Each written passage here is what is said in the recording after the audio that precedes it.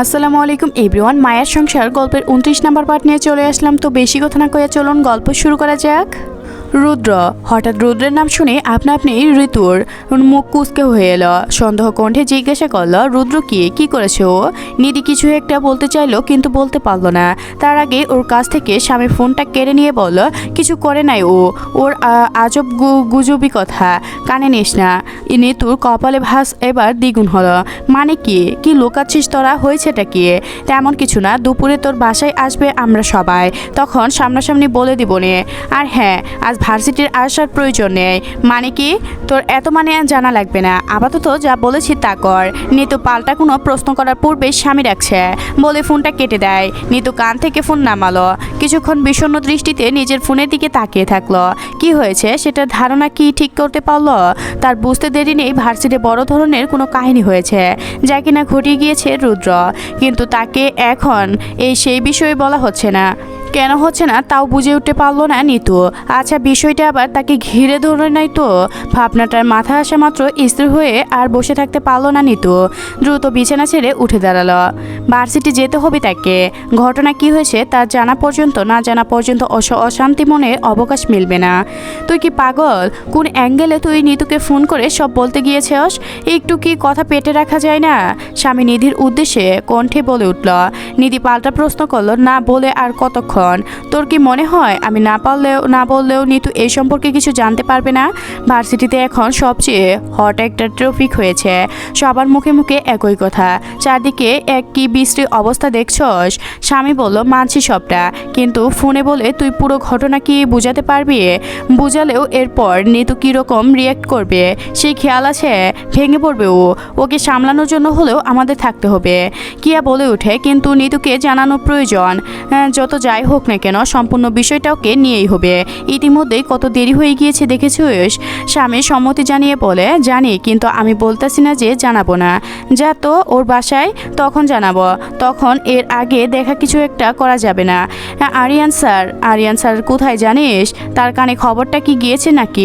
সেটা জানা দরকার না, না জানলেও তাকে জানাতে হবে আগে। এরপর যা দরকার সেই করতে পারবে। বিষয়টা আমাদের সকলের নাগালের বাহিরে। মাহিন দাঁতে দাঁত চেপে বলে, হ্যাঁ এটা করা যায়, তবে রুদ্র কত নিম্নমানের কাজ করেছে সেটা দেখেছিস? মানে কি থেকে কি বানিয়ে দিয়েছে পুরো বিষয়টা। আমার তো গা জ্বলতেছে। ওই শালাকে পাই একবার জিন্দা যদি পুঁতে না ফেলছি।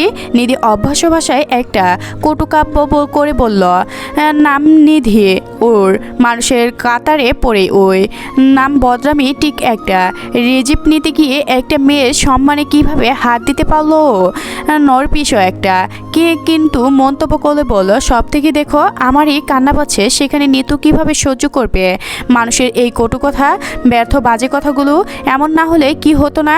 খুব জরুরি ছিল এমন হওয়া। নিধি ক্ষিদ্র সুরে বলে ওঠে, গুজব রটাতে সময় লাগে না বুঝলি, শুধু এক কান থেকে আরেক কানে গেলেই হয়, বাকিটা চোখের পলকে আগুনের মতো ছড়িয়ে পড়ে। স্বামী বলে, থাক আপাতত এই কথা বাদ দে, আগে চল আরিয়ান স্যারকে খুঁজিয়ে, এমনি দেরি হয়ে গিয়েছে। মাহিন সায় জানিয়ে বলল, চলো। ভাড়া মিটিয়ে নিতু রিস্কা থেকে নামলো। মাথায় ওন্নাটা ভালো মতো টেনে নিধিকে কল করবে বলে ব্যাগ থেকে মোবাইলটা বের করতে করতেই এগুলো সামনে দিকে যায়। ব্যাগ থেকে ফোনটা বের করে চারপাশে একবার তাকাতেই বুঝতে পারলো প্রায় শতাংশ মানুষ ওর দিকে তাকিয়ে আছে। কেউ বা পাশের জনকে ডেকে ফিসফিসিয়ে কি যেন বলছে, আর ফোনের মধ্যে কিছু একটা দেখিয়ে তার দিকেই ইশারা করছে। বিষয়টা অভিমাত্রার দৃষ্টিকূট ঠেকালো নিতুর কাছে। সে সাথে কৌতূহল জাগলো মনের মাঝে।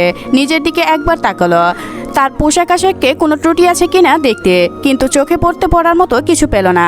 নিতু বুঝে উঠতে পারলো না তাকে ঘিরে মানুষজন কেন দেখছে। একটা দুশ্চিন্তা নিয়ে নিধিকে ফোন করলো। নিধি ফোন ধরা মাত্র নিতু জিজ্ঞাসা করে উঠলো, কই তোরা? নিধি মিহি কণ্ঠে উত্তর করলো, টিচারের রুমে এদিকে আয়। কেন? আমি ভার্সিটিতে আছি। নিধি আশ্চর্যজনক কণ্ঠে বলল, কি তোকে না আসতে মানা করলো স্বামী? তাও কেন আসলি তুই? কারণ তো বলিনি। কেন আসবো না? আসলে সমস্যা কোথায় আর হয়েছেটা কি বল তোরা? নিতুর কথা অনুগ্রহ করে নিধি স্বামীকে ডাক দিল। নিতুর ফোনের এপার থেকে শুনতে পেল নিধি বলছে, নিতু ভার্সিটিতে আসছে, কি করব এখন? স্বামী উত্তর করলো, ম্যাম ট্যাম ডাকতে পারবো না, মানা করে দে ওকে আসতে। উফ, মেয়েটা একটা কথাও শোনে না। কই এখনো? নিধি বলল, স্মৃতিসৌধের দিকে যাচ্ছে বলে। চল ওই দিকেই তাড়াতাড়ি চল। সে শেষ কথাটা বলেই সেটা বুঝে ওঠার আগে নিধি বলে উঠল, তুই ওইদিকেই থাক, আমরা আসছি। নিতু বলল, আচ্ছা। বলার পূর্বে লাইনটা কেটে গেল। কপালের ভাঁজ যেন এবার গাঢ় হলো নিতুর। হচ্ছেটা কি? এমন আচরণ কেন করছে সবাই? এই প্রশ্নের উত্তর খুঁজে পাওয়ার আগেই তার ডান পাশ থেকে কারো উচ্চস্বরে বিদ্রোহীর হাসি শুনতে পাওয়া গেল। সে সাথে কাউকে নিয়ে অপ্রীতিকর কিছু কথা, যা ছিল অতিমাত্রা জঘন্য।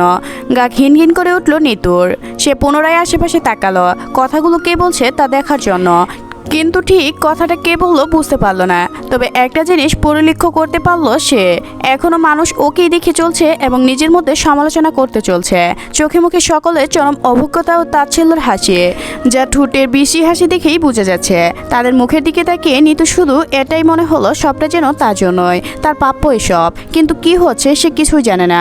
মানুষ কেন তাকে এভাবে দেখছে কারণ খুঁজে পেল না। চরম হতাশায় পড়ে গেলেও দীর্ঘ নিঃশ্বাস ফেলল নিতু। সেই সাথে সকলের দৃষ্টি কেন্দ্রবিন্দু হওয়ার প্রচণ্ড অস্থিরতা বোধ করলো সে। আজ সবাই এমন কেন করছে? কোনো কিছু বুঝতে না পেরে হাঁটা দিল সামনের দিকে। কিছু দূর যেতে রুদ্র এবং তার বন্ধুরা নিতুর সামনে এসে ওর পথ আটকালো। তার ছিল ভরা কণ্ঠে রুদ্র বলে উঠল, কোথায় যাওয়া হচ্ছে? মুহূর্তেই নিতুর অভিব্যক্তি বিরক্তিপূর্ণতা হলো। রুদ্রের কণ্ঠে বলে উঠল, ওহ তাই নাকি? নিতু কথা বলতে চাইল না। পাশ থেকে কাটিয়ে চলে যেতে নিলে রুদ্র নিতুর হাত ধরে বসলো। আরে কোথায় যাচ্ছ? কথা তো শুনে যাও আমার। রুদ্র হাত ধরা মাত্রই নিতু এক ঝটকায় নিজের হাতটা ছাড়িয়ে নিয়ে চিৎকার করে বলল, সাহস কিভাবে হয় তোমার আমার হাত ধরা? রুদ্রের ঠোঁটে তখন বিদ্রোহী হাসি। আমি হাত ধরলেই তোমার গায়ে ফুসকা পড়ে যায়, অথচ যখন অন্যদের বিছানায় পড়ে তখন কিছু হয় না? গা জ্বলে না? ঘৃণা হয় না নিজের প্রতি? মরে যেতে ইচ্ছা করে না? নিতু চেঁচিয়ে ওঠে, একদম চুপ।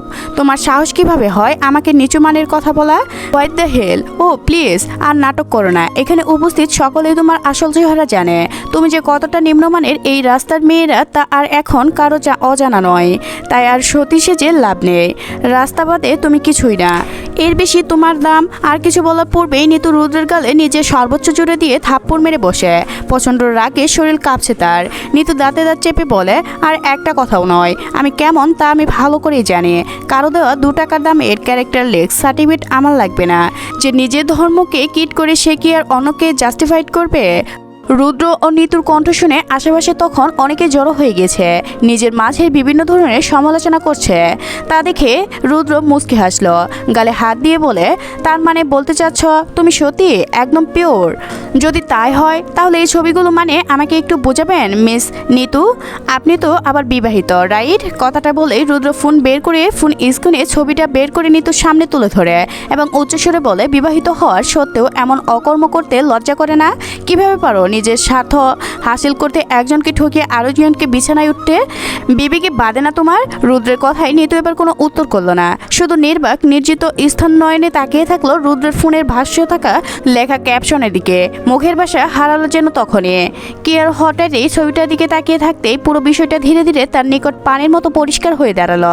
তার মানে সকাল থেকে ঘটনা, তার সাথে যাবতীয় ঘটনা সূত্রপাত এখান থেকেই। কি এখন কথা বলছো না কেন? সত্যি সামনে আসতেই কথা সব নয় হয়ে গেল।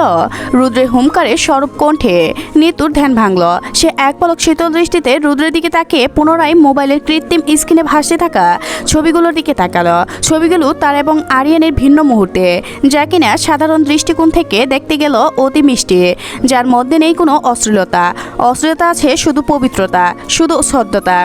কিন্তু কালক্রমে বিষয়টা সম্পূর্ণ বিপরীত রূপ ধারণ করেছে, শুধুমাত্র ছবিগুলো তুলে ধারণের ভঙ্গিমা এবং শিরোনামের কিছু অত্যকর্ণর জন্য, যার ধরন তাদের সম্পর্কটা কেউ ভালো দৃষ্টিতে নয় বরং নোংরা দৃষ্টিতে দেখবে। উপরন্ত শিরোনামটা এমন যে শিক্ষকতার নাম নিয়ে শিক্ষক এবং ছাত্রের অবৈধ সম্পর্কে লিপিবদ্ধ। জল গড়িয়ে গেল বহুদূর। দেখুন নিচের ছবিগুলো তাদের অবৈধ মিলামেশার প্রমাণ। লেখাগুলো পড়া মাত্র নিতুর শরীর ঘিন ঘিন করে উঠল। 3 বাক্যের শিরোনাম, অথচ আরিয়ান এবং তার সম্পর্কে বনাম করতে যথেষ্ট। তাদের চরিত্রের নোংরা দাগ লাগাতে দেরি নেই। রুদ্র ফের বিদ্রোহী করে বলল, কি কথা বের হচ্ছে না এখন? সব হাওয়া ফুস। আমি কখনো ভাবিনি এই ভোলাভালা চেহারার পিছনে এমন কুৎসিত এক চেহারা লুকিয়ে আছে। নিতু মন্তব্য দৃষ্টিতে তাকালো। সব সময় যে চোখে দেখা সত্যি হয় তা কিন্তু ঠিক না, তাই নাকি? তাহলে তুমি বলতে চাচ্ছ এই ছবিগুলো মিথ্যে? ছবির মধ্যে থাকা মানুষ দুটো তুমি আর আরিয়ান স্যার নয়? এডিট সব? বোকা মনে হয় আমাদের? তুমি বলবে আর আমরাও চোখ বন্ধ করে তা মেনে নিব? সত্যি যেখানে সামনে থেকে আসে তো মিথ্যা বলার সাহস দেখে অবাক হচ্ছে। রুদ্রের কথায় বিপরীত নিতু কোনো উত্তর করল না, নীরবই রইল। আপাতত কিছু বলার মানে বৃথা, কেউ তার কথা বিশ্বাস করবে না, সেটা সকলের দৃষ্টি লুকিয়ে থাকা অবজ্ঞা দেখেই বোঝা যাচ্ছে। কতটা ক্ষীণ সেই দৃষ্টি, একটি পুরুষ সকলের চোখে তাকে কোথায় নামিয়ে দিয়েছে ভাবতে নিতুর মন দুমড়ে মুচড়ে গেল। গলা ধরা এবং বারবার এর মাঝে নিধি, কিয়া, স্বামী এবং মাহি সেখানে এসে হাজির হয়। বিট ঠেলে কোনো মতে সামনে গিয়ে রুদ্র আর নিতুকে সামনাসামনি দেখে তাদের আর বুঝতে দেরি ঘটনা হয়নি যা কি ঘটে গিয়েছে। তারা দ্রুত নিতুর পাশে এসে দাঁড়ায় এবং তাকে আড়াল করার ব্যর্থ চেষ্টা করে। এদিকে নিতু চুপ থাকায় রুদ্র নিতুর দুর্বলতা ভেবে পুনরায় আঘাত হানার জন্য প্রস্তুত হলো। প্রথমে তুমি আমার সাথে ছিলে, আমার সাথে প্রেম ভালোবাসার নাটক করে ঘুরিয়েছো কয়েক মাস, এরপর আমাকে ধোঁকা দিয়ে বিয়ে করে ফেললে তুমি। সকলের মানে সামনে চরিত্র খারাপ আমারটাই দেখালে। কিছু বলিনি তখন, প্রমাণ ছিল না বলে, কিন্তু এখন প্রমাণ সকলের হাতে। নিজের স্বামীকে ধোঁকা দিয়ে স্যারের সাথে সম্পর্ক জড়িয়ে গিয়েছ, রাত পর্যন্ত হয়তো কাটিয়েছ। খাঁটি বাংলায় জানো তো এই সম্পর্ক কি বলে? পরকীয়া। আজকের গল্পটি এ পর্যন্ত শেষ হয়ে গেল। পরবর্তী পার্ট পেতে অবশ্যই চ্যানেলটি সাবস্ক্রাইব করে রাখবেন। ধন্যবাদ সবাইকে, ভালো থাকবেন।